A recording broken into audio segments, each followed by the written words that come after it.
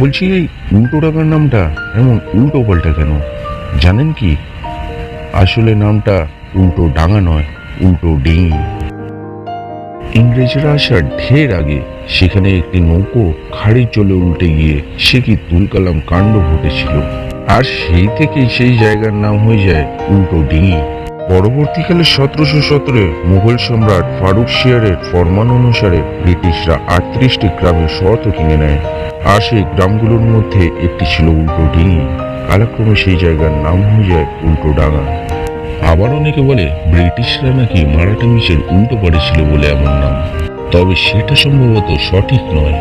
বর্তমানে হরিশনগী রোডের নাম ছিল এককালে উল্টো ডিঙি লেন, গৌরীবাড়ি লেনের নাম ছিল উল্টো ডিঙি জাংশন রোড, আর বিধাননগর রোডের নাম ছিল উল্টো ডিঙি মেন রোড।